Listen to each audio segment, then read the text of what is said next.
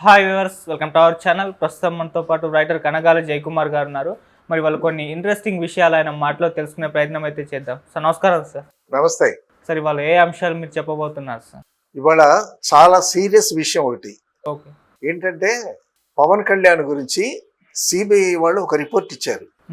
ఏంటంటే ఆయనకి life threat ఉందని సిబిఐ వాళ్ళు ఇన్వెస్టిగేట్ చేసి మీరు చాలా జాగ్రత్తగా ఉండండి అదేదని ఆయన చెప్పారు. ఆయన దూకుడుగా జనంలోకి వెళ్ళిపోతూ ఉంటాడు.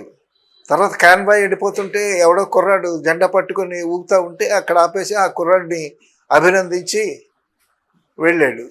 ఇలాగ మీరు జనాల్లోకి గబుక్కుని చొచ్చుకుపోతున్నారు, బట్ మీకు లైఫ్ థ్రెట్ ఉంది కాబట్టి మీరు జాగ్రత్తగా ఉండండి అని సిబిఐ వాళ్ళు ఆయనకి హెచ్చరించారు. ఓకే. సో పవన్ కళ్యాణ్ బాగా మంచి అత్యుత్సాహంగా ఉన్నాడు కదా, ఓ జనాల్లోకి తోసుకుని వెళ్ళిపోతున్నాడు.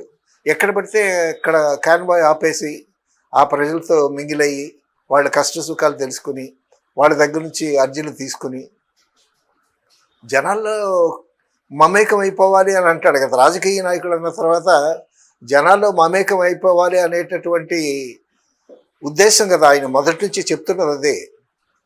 అందుకే ఈ పంచాయతీరాజ్ తీసుకున్నాడు ఆయన. ప్రతి విలేజ్ దగ్గరికి వెళ్ళి సో ప్రజల్లో మమేకమయ్యి వాళ్ళ సమస్యలు తెలుసుకుని సో వాళ్ళకి ఏం కావాలి అనేటటువంటి తెలుసుకుంటే ఈ ప్రభుత్వం తరపు నుంచి వాళ్ళకి ఎంతవరకు ఇవ్వచ్చు, ఎంతవరకు సాయం చేయవచ్చు అనేటటువంటి ఉద్దేశంతో ఉన్నాడు ఆయన. కానీ సిబిఐ వాళ్ళు మాత్రం ఈ విధంగా రిపోర్ట్ ఇచ్చారు. సో పవన్ కళ్యాణ్ గారు కూడా కొంచెం జాగ్రత్తగా ఉండాల్సినటువంటి పరిస్థితి ఉంది. ఎందుకంటే అక్కడ తెలుగుదేశానికి వైసీపీ వాళ్ళకి అక్కడక్కడ అల్లర్లు జరుగుతున్నాయి. సో ఒక చోట వైసీపీ నాయకులే రోడ్డు మీద కొట్టుకున్నారంట.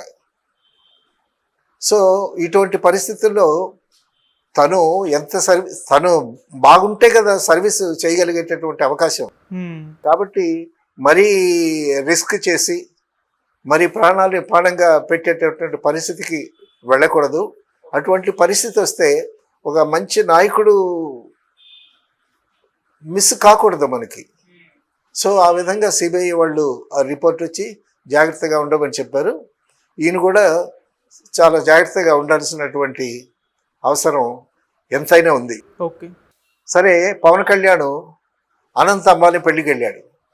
పెళ్ళికి వెళ్తే ఇక అందరి చూపులు ఇతని మీదే, పవన్ కళ్యాణ్ మీదే. అది పసుపు డ్రెస్ వేసుకునే ఉన్నాడు, దీక్షలో ఉన్నాడు కదా. చంద్రబాబు నాయుడు తర్వాత పక్కన చాలామంది ఉన్నా సరే అందరికంటే ఇతని మీదే. వాళ్ళు ముఖేష్ అంబానీ వచ్చి సెకండ్ ఇచ్చి అడుగుతున్నాడంట, మీరు 21 సీట్లకి 21 సీట్లు ఎలా గెలిచారు అని అడుగుతున్నారంట. అందరికీ అదే సందేహం. కనీసం 21లో 20 రావటం కాదు, 21కి 21 వచ్చాయి. So 70% success political leader. అది పవన్ కళ్యాణ్ సభలో జన సైనికులతో వాళ్ళతో చెప్తూ ఇది పెద్ద టాపిక్ అయిపోయింది, అనంత అంబానీ పెళ్ళికి వెళ్తే అందరూ ఇదే అడుగుతున్నారు, సో ఇటువంటి విజయం చేకూర్చారు నాకు, అది ఇండియాలోనే పెద్ద చర్చనీయాంశం అయింది. తర్వాత మీరు ఇచ్చినటువంటి ఈ సపోర్టు కేంద్ర ప్రభుత్వాన్ని నిలబెట్టగలిగినటువంటి స్థాయికి వచ్చింది. సో అందుకు మీ అందరికీ కృతజ్ఞతలు అని చాలా చక్కగా వివరించి చెప్పాడు. తర్వాత ఈ మధ్యన వచ్చినటువంటి ఒక పొగ, నిప్పులందే పొగ అంటారు కదా, ఈ రాజకీయాల్లో నిప్పు లేకపోయినా పొగ వస్తూ ఉంటుంది. ఏంటంటే చంద్రబాబు నాయుడు గారు గత ప్రభుత్వం అన్న క్యాంటీన్లు క్యాన్సిల్ చేసింది కదా, మళ్ళీ అన్న క్యాంటీన్లు రివైవ్ చేస్తాము, సో అన్న క్యాంటీన్లు యథావిధిగా ఉంటాయి అని చంద్రబాబు నాయుడు గారు చెప్పారు. ఒక మీటింగ్లో పవన్ కళ్యాణ్ గారు ఏం చెప్పారు, అన్నా క్యాంటీన్లతో పాటు డొక్కా సీతమ్మ క్యాంటీన్లు కూడా ఉంటాయి అని చెప్పాడు ఆయన. అయితే ఏదైనా సరే పవన్ కళ్యాణ్ ఎంత విజయం సంపాదించినా అతను డిప్యూటీ సీఎంఏ. సో మీద చంద్రబాబు నాయుడు ఉన్నాడు, ఫైనల్ డెసిషన్ చంద్రబాబు నాయుడు గారిది. ఇది మరి చంద్రబాబు నాయుడుతో సంప్రదించకుండా ఒక ఎమోషన్లో చెప్పినటువంటి వార్తలాగా అనిపిస్తూ ఉంది. డొక్క సీతమ్మ పేరుతో కూడా క్యాంటీన్లు ఉంటాయి, అది ఇది అని అన్నాడు. అవును. సో చంద్రబాబు నాయుడిని సంప్రదించకుండా ఈయన అన్నాడు ఏమిటి అనేటటువంటి ఆలోచనలు తెలుగుదేశం కార్యకర్తలో ఉంటుంది సహజంగా. తర్వాత ఇక్కడ హైదరాబాద్లో సీఎంల మీటింగ్కి వచ్చేటప్పుడు పవన్ కళ్యాణ్ రాలేదు. అవును, రాలేదు. తర్వాత ఢిల్లీలో మోడీని కలవటానికి వెళ్ళేటప్పుడు చంద్రబాబు నాయుడు పక్కన పవన్ కళ్యాణ్ లేడు. సో చంద్రబాబు నాయుడు వ్యూహాత్మకంగా పవన్ కళ్యాణ్ని పక్కకు నెడుతున్నాడా అనేటటువంటి ఊహలు, అపోహలు, నిప్పు లేకుండా పొగ వచ్చేటటువంటి పరిస్థితి అనమాట. పవన్ కళ్యాణ్కి ఒక 5 శాఖలు ఉన్నాయి. ఆ శాఖల మీద అధ్యయనం చేస్తున్నాడు. ప్రతి శాఖ గురించి ముందు అవగాహన చేసుకుని తర్వాత తను చేయాల్సినటువంటి రోజుకి 18 గంటలు వర్క్ చేస్తున్నాడు పవన్ కళ్యాణ్. సో ఈ మీడియా వల్ల కానీ లేకపోతే కార్యకర్తల వల్ల కానీ చంద్రబాబు నాయుడు ఏమన్నా పవన్ కళ్యాణ్ని పక్కన పెడుతున్నాడా అని అనుకుంటున్నారు. తర్వాత చంద్రబాబు నాయుడికి పవన్ కళ్యాణ్కి కాస్త దూరం పెరుగుతుంది, గ్యాప్ పెరుగుతుంది అని కూడా అంటున్నారు. అవును, ఇటువంటి రూమర్స్ ఇంకొన్ని కూడా వచ్చాయి సార్. అంటే పవన్ కళ్యాణ్ గారు వచ్చే ఎలక్షన్స్ నాటికి జనసేనని ప్రిపేర్ చేయబోతున్నారు. 170 స్థానాల్లో పోటీ చేసే విధంగా మొత్తం క్యాడర్ని బలపరుచుకునేందుకు ప్రయత్నాలు చేస్తున్నారు. అంటే ఫ్యూచర్లో జనసేనకు టీడీపీకి మధ్య దూరం పెరిగే అవకాశం ఉందన్న ఉద్దేశంతో కూడా రూమర్స్ వస్తున్నాయి సార్. ఇది ఏమన్నా పాసిబుల్ అవుతుందంట? ఇప్పుడు పవన్ కళ్యాణ్కి తనకు వచ్చినటువంటి శాఖల మీద అధ్యయనం చేసి కార్యక్రమాలు మొదలు పెట్టడానికే టైం లేదు ఆయనకి. అప్పుడే ఇంకా ఇవన్నీ మోపేస్తే ఎలాగా? సో ఎవరి పార్టీనైనా సరే బలోపేతం చేసుకుని వచ్చే ఎలక్షన్స్లో బాగా ఉండాలనేటువంటి కోరిక ఉంటుంది. అది డెఫినెట్. అది 5 years అయిపోయిన తర్వాత మళ్ళా తెలుగుదేశం, మళ్ళా పవన్ కళ్యాణ్, చంద్రబాబు నాయుడు అపోనెంట్స్ కావచ్చు, పోటీ పడవచ్చు. సో అది ఫ్యూచర్లో జరిగేటటువంటి ఊహ. సో అంతవరకు కలిసి ఉంటారా, లేకపోతే ఈ మధ్యన ఏమైనా విభేదాలు వస్తాయా? ఆ విభేదాలు వస్తే ఎట్టా ఉంటుంది పరిస్థితి ఏంటనేది మనం వేసి చూడాల్సినటువంటి పరిస్థితి. ఇక మన వాళ్ళు ఏంటంటే అదిగో పూలంటే ఇదిగో తోక అంటారు, ఇదిగో తోక అంటే అదిగో పూలు అంటారు. సో కాబట్టి ఏంటంటే నిప్పు లేకుండా పొగరాదు అని అంటారు కదా. రాజకీయాల్లో నిప్పు లేకపోయినా పొగ వస్తూ ఉంటుంది. ఊహలు, ఊహాతీతాలు, ఈ కల్పనలు, ఈ మీడియా కల్పనలు కానీ కార్యకర్తలు కల్పనలు కానీ రకరకాలుగా వస్తూ ఉంటాయి. సో వీటన్నిటినీ పవన్ కళ్యాణ్ గారు తనకి కేటాయించినటువంటి శాఖలన్నిటి మీద ఒక అవగాహన కల్పించుకొని ఆ ఫైల్స్ అన్ని తిరగదీసి తన ఆఫీసర్స్తో, ఐఏఎస్ ఆఫీసర్స్తో అసలు ఎక్కడ ఏమి లోటు ఉంది, అసలే లోటు బడ్జెట్. సో పంచాయతీ రాజ్ సంస్థ ఎలా ఉంది, అక్కడ పరిపాలన ఎట్టా ఉంది, అక్కడ ఉద్యోగులు ఎంతమంది ఉన్నారు, వాళ్ళకి సక్రమంగా జీతాలు వస్తున్నాయా లేదా, ఇవన్నీ 5 శాఖల మీద అవగాహన చేసుకోవటానికి కొంత టైం పట్టింది. ఇప్పుడు కనీసం 40 days అవ్వలేదు, ఇంకా 35 days 36 days అయింది. అవును. సో అప్పుడే చంద్రబాబు నాయుడు గారు ఒక స్టేట్మెంట్ ఇచ్చాడు. ఏమని? దగ్గర 4 రోజులు దాటిపోయింది మన కూటమి ప్రభుత్వం వచ్చి. ఈ కూటమి ప్రభుత్వంలో బాగా పనిచేసేవాళ్ళు ఒక 3 ఉన్నారని పేర్లు చెప్పాడు. ఆ 3 పేర్లో 3rd పేరేమో నాదెండ్ల భాస్కరరావు పేరు చెప్పాడు, మిగతా 2 పేర్లు ఏవో చెప్పాడు. సో అందులో పవన్ కళ్యాణ్ పేరు లేదు. ఆ పవన్ కళ్యాణ్ పేరు లేకపోయేసరికి ఈ పవన్ కళ్యాణ్ కార్యకర్తలందరూ దూరం పెట్టేస్తున్నాడు చంద్రబాబు నాయుడు, మా నాయకుడిని దూరం పెట్టేస్తున్నాడు అని అనుకుంటారు. తర్వాత పవన్ కళ్యాణ్ ఫాలోవర్స్ అందరూ యూత్, యంగ్స్టర్స్, మంచి నీలాగా రక్తం ఉడికిపోయేటటువంటి కార్యకర్తలు అందరూ. కాబట్టి చిన్న చిన్న విషయాలకు కూడా వాళ్ళు స్పందించేటటువంటి ఏజ్లో ఉన్నారు వాళ్ళు. అయితే ఇక్కడ ఏంటంటే ఇది ప్రభుత్వం. సో ప్రభుత్వం అనేసరికి ఎన్నో సమస్యలు ఉంటాయి, ఎంతో పని చేయాలి. సో ఆ 24 గంటలు పనిచేసిన సమయం చాలనటువంటి పరిస్థితి అనమాట. తర్వాత ఇక్కడ జరిగినటువంటి మరొక విషయం ఒకటి ఉంది. పవన్ కళ్యాణ్ విప్పు పదవులు జనసేన వాళ్ళకి కావాలి అని ఒక లెటర్ రాశాడంట చంద్రబాబు నాయుడు గారికి. సో ఈయన ఫోన్లో మాట్లాడచ్చు, లేకపోతే వ్యక్తిగతంగా కలుసుకునేటప్పుడు మాట్లాడవచ్చు.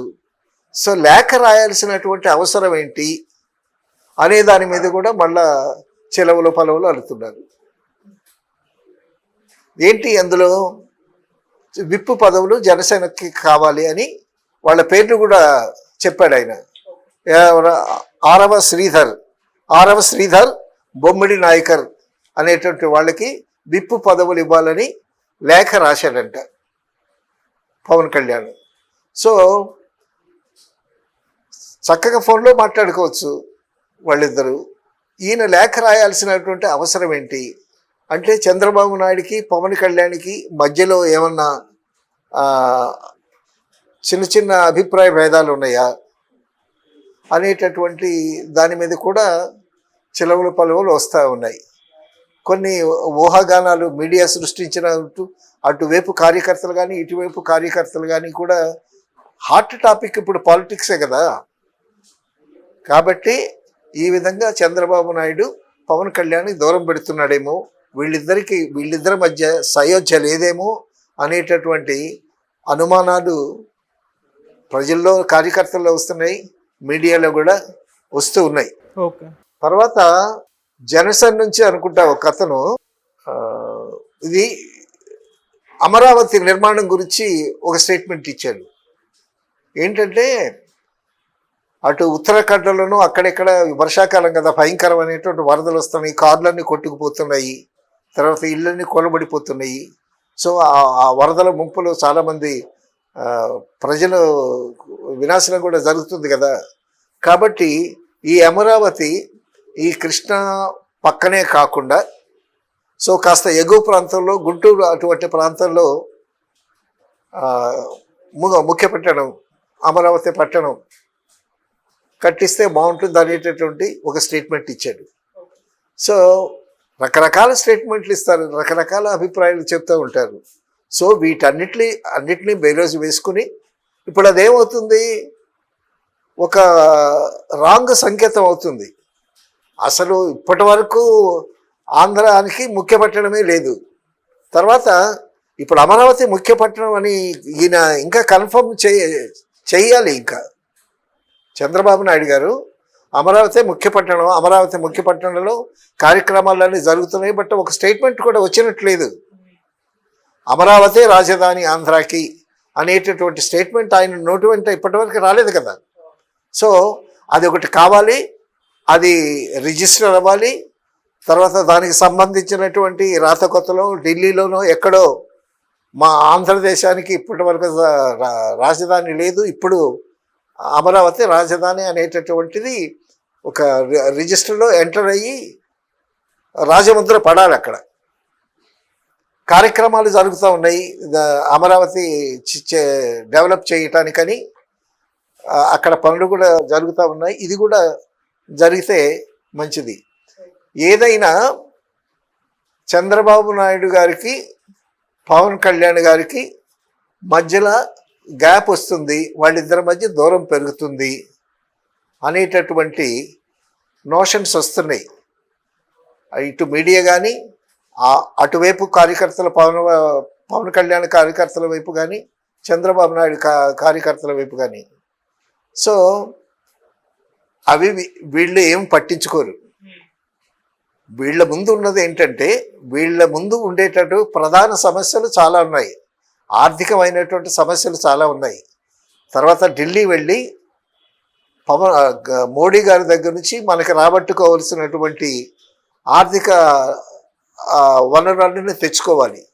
తర్వాత పవన్ కళ్యాణ్ కూడా చాలా తలమునకలై ఉన్నాడు. ఆయన అన్ని శాఖల మీద కాస్త అవగాహన ఉంది ఆయనకి. ఇంకా లోతుగా వెళ్ళి ఆ శాఖలన్నిటి మీద మంచి పట్టు సాధించి తర్వాత తానుగా ఢిల్లీ వెళ్ళి మోడీ దగ్గరికి వెళ్ళి కలుస్తానని కూడా ఒక స్టేట్మెంట్ ఇచ్చాడు. సో ఇప్పుడు మంత్రివర్గం అందరూ చాలా బిజీగా ఉన్నారు. తర్వాత పోలవరం పరిస్థితి కూడా అక్కడ కూడా నిపుణులు వచ్చారు. అక్కడ కూడా వాళ్ళు ఒక నివేదిక ఇచ్చారు. దానికి ఖర్చు ఎంత అవుతుంది ఏమిటనేది పనులు జరుగుతున్నాయి. చంద్రబాబు నాయుడు గారు చాలా బాగా తిరుగుతున్నాడు ఆయన. అలాగే నాదెండ్ల మనోహర్, అందరికన్నా నాదెండ్ల మనోహర్ ముందు ఆకస్మిక తనిఖీలు చేశాడు.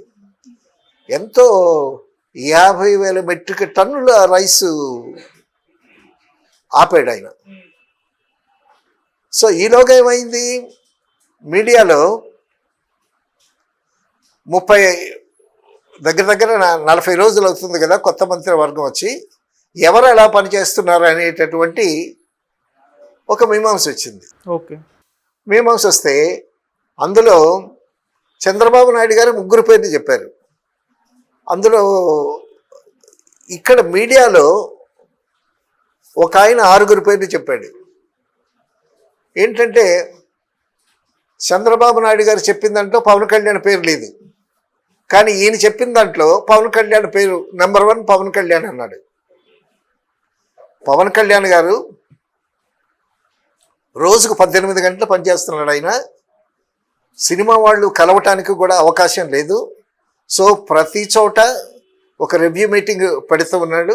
సో అన్ని శాఖల మీద అవగాహన కల్పించుకోవటం కోసం ఆఫీసర్స్తో ఇంటరాక్షన్ చేస్తున్నాడు.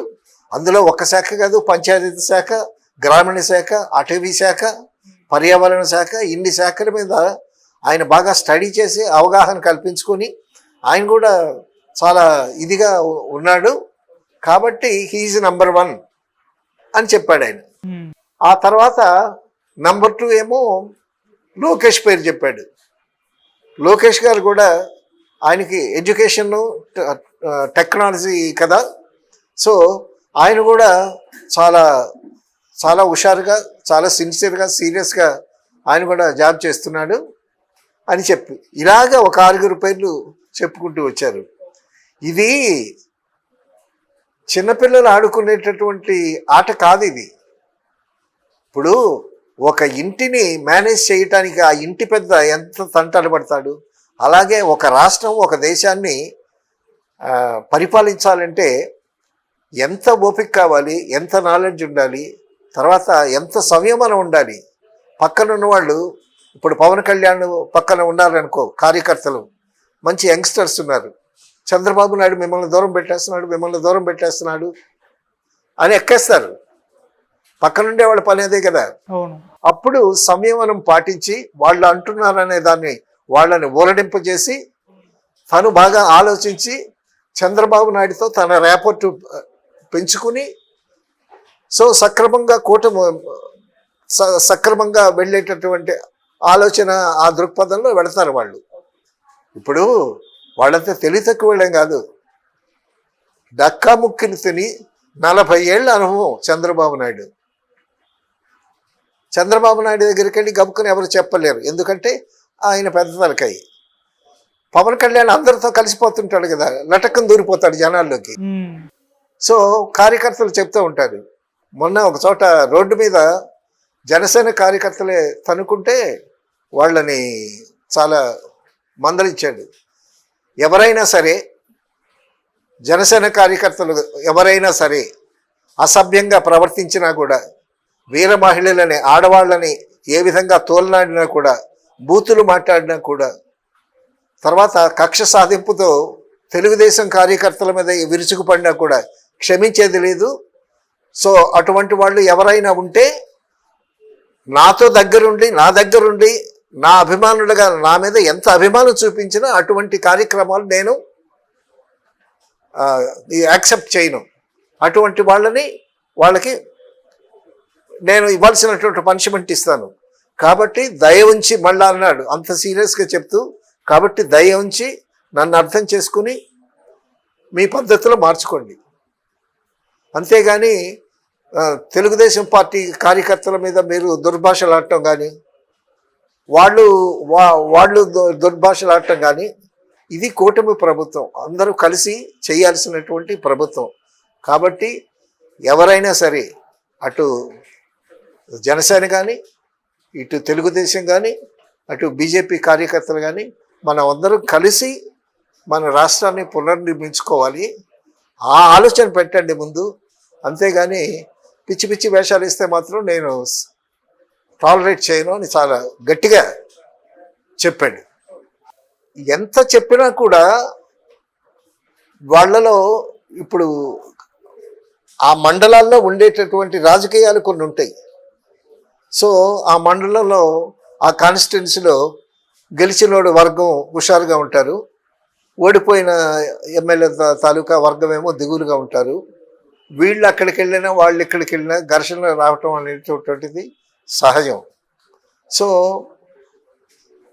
ప్రజలు ఏం చేయాలంటే చంద్రబాబు నాయుడు గారు ఎందుకు చెప్పారు, పవన్ కళ్యాణ్ ఎందుకు చెప్పాడు, మనం సర్దుకుని పోవాలనేటటువంటి ఆ సంయమనం ప్రజల్లో ఉండాలి. చాలా చోట్ల చాలా దాడులు జరుగుతున్నాయి, చాలా దారుణంగా. సో ఆ అనిత కూడా చాలా చెప్తుంది, ఎవరైనా సరే సహించేది లేదు. హోమ్ మినిస్టర్ అనిత మన వాళ్ళైనా, మన పార్టీ వాళ్ళైనా సరే, తెలుగుదేశం పార్టీ అయినా సరే, బీజేపీ అయినా సరే, ఎవరైనా సరే సహించేది లేదు, చట్టం తన పని చేసుకుని వెళుతుందని ఆవిడ కూడా స్ట్రిక్ట్గా ఉంది. అంటే సార్ వాళ్ళు చెప్తున్నారు కానీ పెద్దగా అమలు పరచట్లేదు, ఇంకా దాడులు జరుగుతూనే ఉన్నాయని చెప్పేసి ఒక విమర్శ అయితే వినిపిస్తుంది. విమర్శలు వస్తున్నాయి, వినిపిస్తున్నాయి. ఎందుకంటే ఇక ఐఏఎస్ ఆఫీసర్స్, తర్వాత గత ప్రభుత్వానికి కొమ్ము కాసినటువంటి ఆఫీసర్స్ చాలామంది ఉన్నారు. గత ప్రభుత్వం వైసీపీ ప్రభుత్వం ఉంది, ఆ ప్రభుత్వం ఏర్పరిచినటువంటి ఐఏఎస్ ఆఫీసర్ ఉన్నారు, ఐపీఎస్ ఉన్నారు, ఐఆర్ఎస్ ఉన్నారు, తర్వాత పోలీస్ డిపార్ట్మెంట్లో వాళ్ళు ఉన్నారు. ఇప్పుడు ఏం జరుగుతుంది, తెలుగుదేశం పార్టీ వైసీపీ పార్టీ వాళ్ళకు అనుకూలమైనటువంటి మనుషులందరినీ పెట్టుకున్నారు. సో ఇప్పుడు ఏం జరుగుతుంది, వాళ్ళని మారుస్తున్నారు. ఇవన్నీ ట్రాన్స్ఫర్స్ జరుగుతూ ఉన్నాయి. ఆఫ్టర్ 35 days 36 daysలో ఏమి జరుగుద్ది, ఆ మంత్రులు ఆ శాఖల మీద వాళ్ళు స్టడీ చేసి అవగాహన తెచ్చుకోవటానికి కొన్నాళ్ళు టైం పడుతుంది. సో వాళ్ళు ఈ రోజుకి ఎన్ని గంటలు కష్టం చేసినా సరే ఇంకా వాళ్ళు నేర్చుకోవాల్సింది. అసలు కొత్త మంత్రులు చాలామంది ఉన్నారు, అసలు వాళ్ళ పనితీరు అర్థం చేసుకోవాలి. సో ప్రజలు ఇవన్నీ అర్థం చేసుకోవాలి. ఒక్కసారిగా అన్నీ జరిగిపోవాలంటే జరగవు. ఇప్పుడు వీళ్ళకి అనుకూలమైనటువంటి పోలీస్ డిపార్ట్మెంట్ని, పోలీస్ ఆఫీసర్స్ని, అలాగే ఐఆర్ఎస్ వాళ్ళని, ఐఏఎస్ వాళ్ళని తెచ్చి వేసుకుంటున్నారు. సో దీనికి కొంత సమయం పడుతుంది. సో ఊరికే గబుక్కున ఏదో పాతాళ భైరవులో మంత్రదండల్లాగా నలుడా ఏమి నీ కోరికంటే వరాలు ఇచ్చేటటువంటిది కాదు కదా. మన ఆంధ్ర రాష్ట్రానికి ఇప్పుడే వచ్చినటువంటి ఒక మంచి అవకాశం. ఇప్పుడు రాష్ట్రాన్ని అభివృద్ధి పథంలో నడిపించడానికి అవకాశాలు ఉన్నాయి. ఎందుకంటే మనమే మోడీ ప్రభుత్వాన్ని నిలబెట్టాం కాబట్టి, మోడీ మనకు అనుకూలంగా ఉన్నాడు కాబట్టి చంద్రబాబు నాయుడు గారు కానీ పవన్ కళ్యాణ్ గారు వెళ్ళి ఏ విధంగా ప్రవర్తించాలి, ఏమేమి కావాలి అనేటటువంటి విషయాలు ఆయనకి తెలియపరిచి అక్కడి నుంచి మనం వనరులు ఫినాన్షియల్గా కానీ పరిశ్రమలకు కానీ రాబట్టుకోవాలి. సో దానికి కొంత టైం పడుతుంది. ఇప్పుడు వీళ్ళు వెళ్ళంగానే గబుక్కున మోడీ గారు అపాయింట్మెంట్ ఇవ్వడు కదా, మోడీ గారికి అపాయింట్మెంట్ తీసుకోవాలి.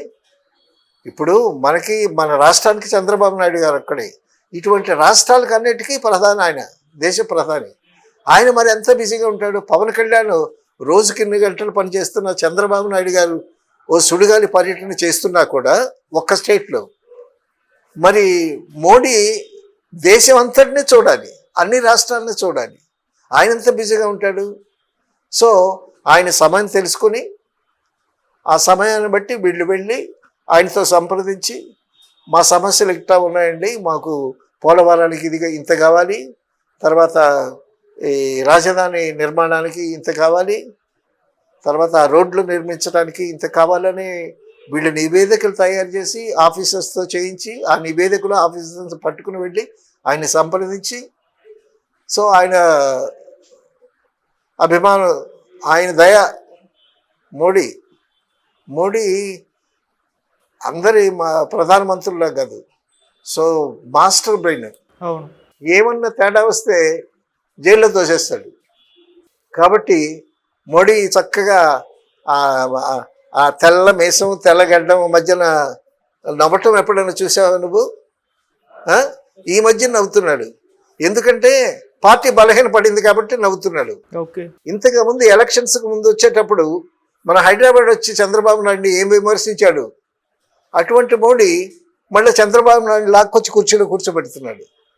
సో చాలా భయంకరమైన పొలిటీషియన్ మోడీ. ఆయనతో చాలా జాగ్రత్తగా ఉండాలి. జాగ్రత్తగా ఉండి మనకేమేమి కావాలో అవన్నీ రాబట్టుకోవాలి. సో ఇంత తతంగా ఉంది పరిపాలనలో. తర్వాత ఈ 6 మంత్రులు చాలా బాగా చేస్తున్నారని అంటున్నారే, మరి బాగా చేసేటటువంటి మంత్రుల దగ్గర కొత్త మంత్రులు ఉన్నారు. వాళ్ళు వీళ్ళ ద్వారా స్ఫూర్తి పొంది, ఇప్పుడు దుర్గేష్ ఉన్నాడు, సినిమాటోగ్రఫీ మినిస్టర్. సినిమా పరిశ్రమ మీద అతనికి పెద్ద అవగాహన లేకపోవచ్చు. అప్పుడొచ్చి పవన్ కళ్యాణ్ని సంప్రదిస్తాడు.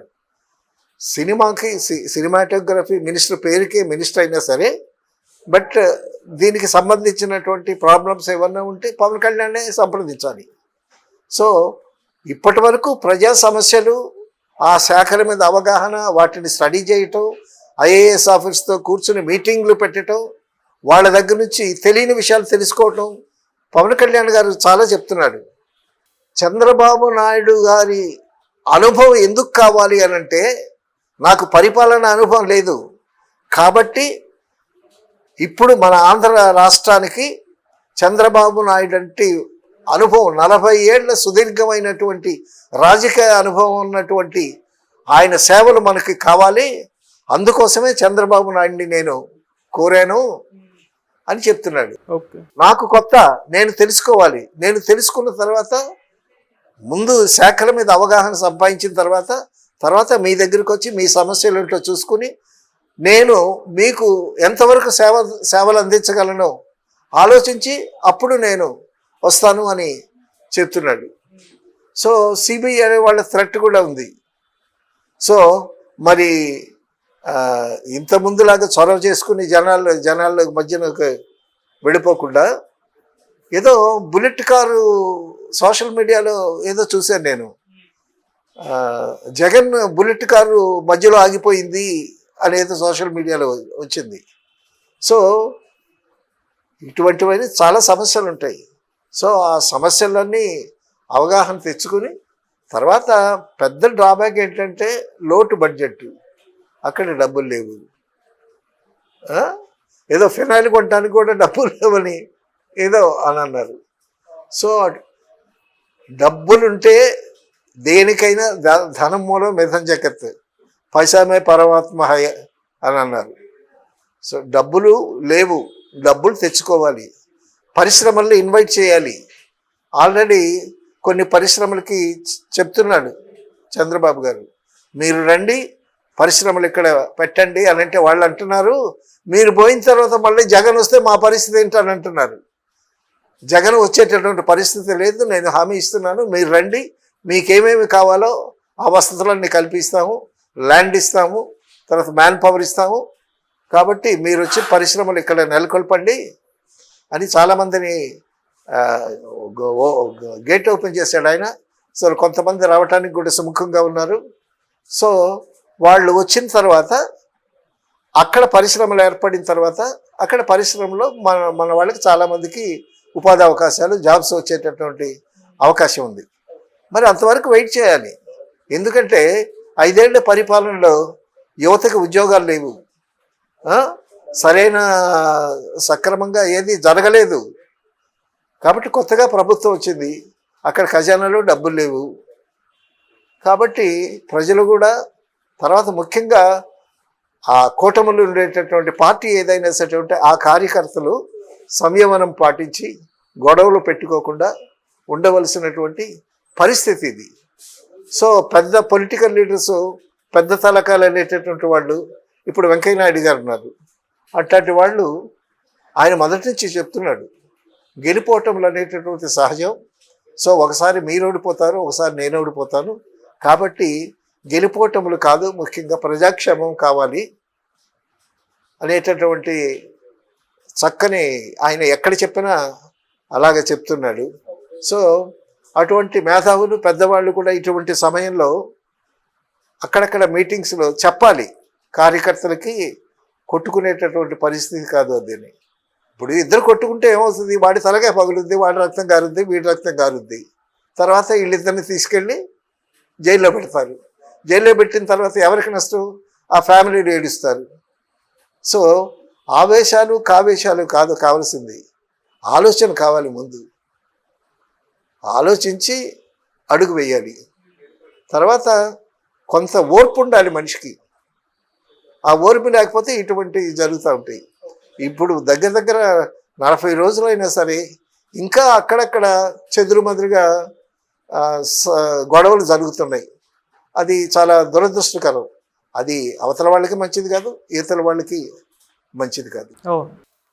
తర్వాత మనం చాలాసార్లు చెప్పుకున్నాం, ఈ రాజకీయాలు ఇవన్నీ పక్కన పెడితే, ఈ గొడవలన్నీ పక్కన పెడితే, అంతకన్నా లేటెస్ట్ హాట్ టాపిక్ విజయసాయి, శాంతి, అవును, మదన్ మోహన్, ఎవరు సుభాష్ రెడ్డి.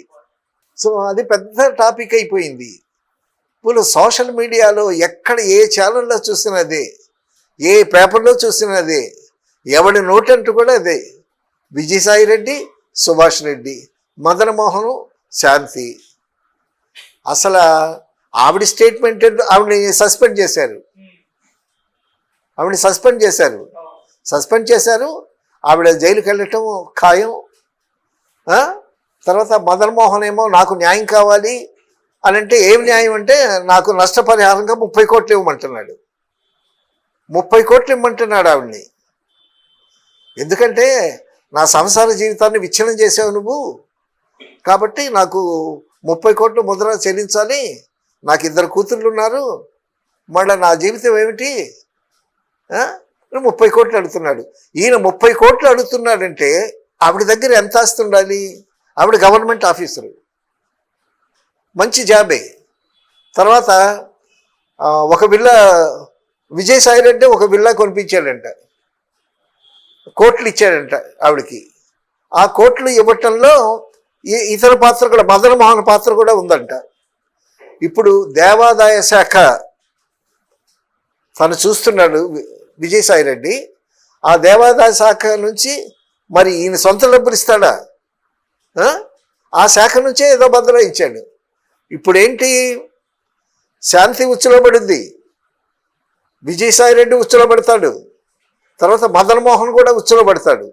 తర్వాత పక్కన చిటికినేలాగా సుభాష్ రెడ్డి ఒకడు ఉన్నాడు. వాడంటాడు, అదేదో సంతకం పెట్టమంది నేను పెట్టేశాను, అది తండ్రి సంతకం అనుకోలేదు నేను అని వాడంటాడు. చాలా కన్ఫ్యూజను. నాకేం తెలీదు, నేను ముసలోళ్ళని, ఆ అమ్మాయికి నాకు లింక్ పెడతారేంటి, నేను సన్యాసితో సమానం ఇప్పుడు అని విజయసాయి రెడ్డి అని అంటున్నాడు. తర్వాత ఆవిడ శాంతి ఏముంది, ఆయనకి మగపిల్లలు లేరు అందుకోసం కనిచ్చాను అని అంటుంది. అంటే కనివ్వటానికి కొనివ్వటానికి ఇదేమన్నా వస్తువా? సరే, మగబిడ్డ పుట్టాడు, ఆ బిడ్డ ఇప్పుడు ఎక్కడున్నాడు? నువ్వు ప్రసవించావు కదా, బిడ్డను చూపించమంటే బిడ్డని విజయసాయి రెడ్డికి ఇచ్చానంటే దీవిడ. అసలు ఆ బిడ్డ పరిస్థితి ఏంటి? ఆ బిడ్డ ఎక్కడున్నాడు? ఆ బిడ్డను ఉంచారా, సాగుగొట్టారా, వాడికి పాలు ఏమైనా పడుతున్నారా? ఆ బిడ్డ పరిస్థితి ఏంటి? తర్వాత 2 కూతుళ్ళు ఉన్నారు. ఈవిడ ఆల్రెడీ సస్పెండ్ అయింది. ఈవిడ మాట మారుస్తూ ఉంది, అందరికీ తెలిసిపోయింది. మదన్ మోహన్ ఏమో డిఎన్ఏ టెస్ట్ కావాలి అని అంటున్నాడు.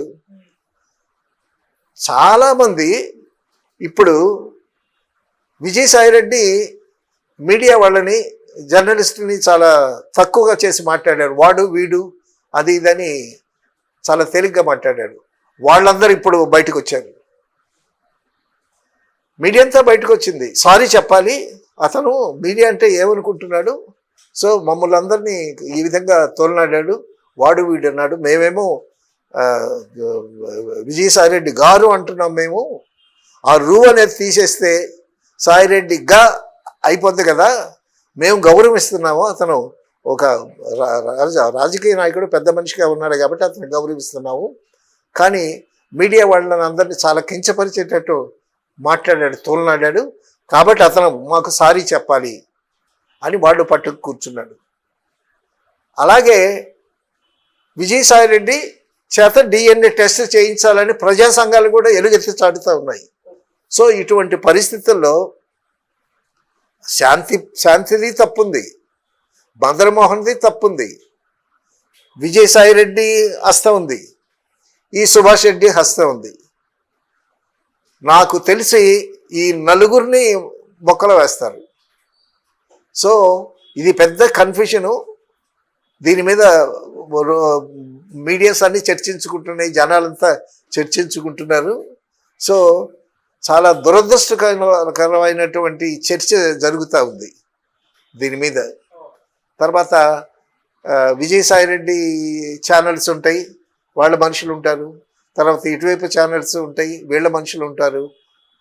వాళ్ళేదో చెప్తారు, వీళ్ళేదో చెప్తారు. మొత్తానికి ఈ శాంతి అనేటటువంటి ఒక మహిళ 2 పిల్లలు పుట్టిన తర్వాత భర్త ఉంటుండో కూడా గందరగోళం సృష్టించింది.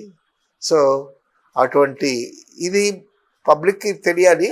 దీని మీద ప్రభుత్వం కూడా తొందరగా యాక్షన్ తీసుకుని, పోలీస్ డిపార్ట్మెంట్ కూడా వీళ్ళ మీద యాక్షన్ తీసుకుని, సో ఈ సమస్యకు ఒక కొలికి తీసుకొస్తే బాగుంటుంది సార్. అంటే ఇప్పుడు విజయసాయిరెడ్డి, శాంతి కలిసి దేవాదాయ శాఖలో అక్రమాలు చేశారు, అవినీతికి పాల్పడ్డారు, అవకతవకలు జరిగాయి అంటే వీటిపైన ఎంక్వైరీ చేసి వాళ్ళకు పనిష్మెంట్ ఇచ్చి ఇంతవరకు ఓకే. కాకపోతే శాంతి అనే అమ్మాయి ఎవరితో ఎఫ్ఐఆర్ పెట్టుకుంది, ఎవరితో బిడ్డను కంది అనేది ఆమె పర్సనల్ కదా, వీటి గురించి చర్చ అవసరం అంటారా సార్?